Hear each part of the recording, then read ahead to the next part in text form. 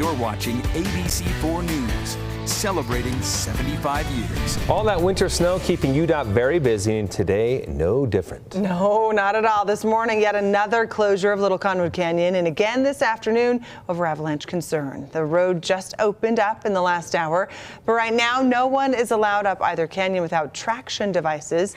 You can see why. Just this afternoon, a truck sliding into the car ahead.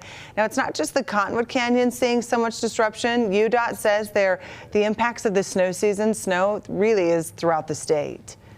So we've had slides that have triggered in Daniels Canyon on US 40 over the weekend.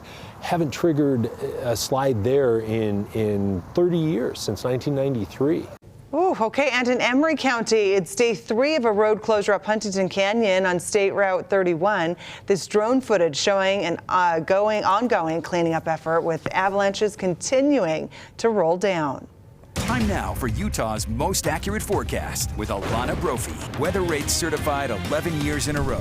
Avalanche danger, and we're already starting to see runoff issues in southern Utah as well. This picture continues, right, Alana? Yes, flooding concerns unfolding tonight in the southern portion of the state. It started with Gunlock State Park, definitely dealing with the falls as that heavy water. We've got rain adding with snow melt rushing through the area. Take a look at some of the flooding towards Bloomington. Look at this water. This is the Virgin River, so you can see coming through the area close to homes, and we know the Santa Clara River and the Virgin River will be running high in just the last few minutes. The entire county, Washington County, now under a flood warning until 8:30 p.m. because we've got heavy precipitation overhead. This also includes flood warnings towards Hilldale as well as Zion National Park in the southwest corner of the state. So we have active conditions, and we're adding to that. You have to remember, the Pine Valley Mountains have received a tremendous amount of snow, and we've got warmer air, rain coming down, and so now we're dealing with some flooding concerns. It's still snow in the southern mountains, but as you look towards the southwestern corner of the state, looks like we could get a little cell of a thunderstorm there towards St. George.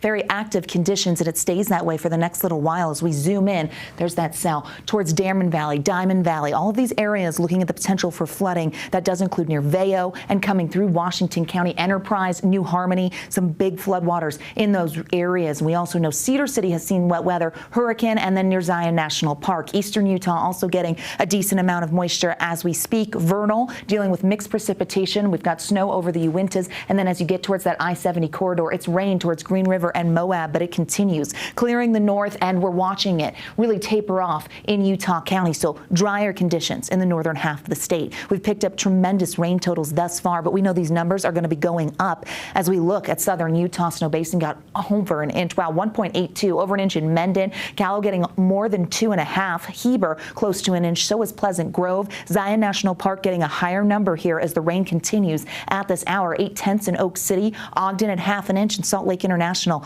picking up 1/4 of an inch. And this is one of the areas that doesn't perform well in a southwesterly flow. Well, we definitely picked up wet weather. Helper also getting close to 1/4 of an inch. So throughout the state, we've seen snow coming down at times. Bryce Canyon live. Look, we're just a few snowflakes. Hold on, but this is an area under a winter storm warning for the next several hours that's going to hold for the southern mountains as we head into tomorrow morning. Winter weather advisory in the central portion of the state. Let's talk snowpack, because our heavy mountain snow continues to that, and we add to that, and we can really see healthy percents eastern side of the state. Look at Tooele at 203% of average, southwestern Utah. So we've got a lot of snow, folks, and then we're adding moisture to it in the way of rain, and that means, yes, runoff is going to be high and flooding concerns are out there. We're sitting at 173% of average statewide. That's a record today. Yep, when you look at the SWE, or snow water equivalent, which is basically the depth of water, if you melted down all of that snow, we're sitting at 23.2 inches. That is a record for March 15th. We've got to see what happens with the next couple of weeks here as we continue to accumulate. We could see an all-time record for our SWE. We'll keep an eye on it. Okay, as we look ahead, you're able to see that the moisture holds on in eastern Utah, south central mountains, and in the southwest desert as we get through this evening. By tonight, we get closer to ABC4 News at 10.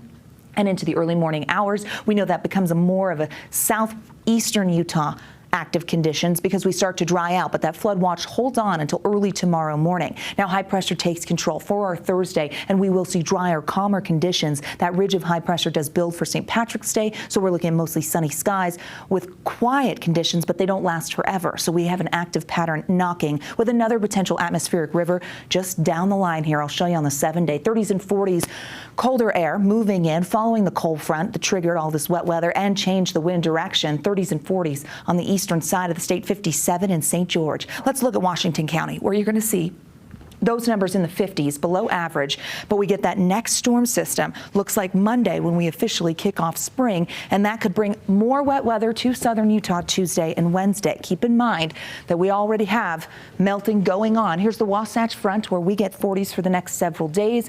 We will warm back into the 50s, but that storm also impacts northern Utah as we kick off spring on Monday, so we'll keep a close eye on it. The flooding that is evolving right now in southern Utah is dangerous. Just want to remind people not to drive across those flood waters. Yeah. It's popping up near all of those popular rivers, and that includes Santa Clara and the Virgin River. So, all right, keeping people safe. Thank you so much, Alana. We appreciate it. Time now for a look at sports.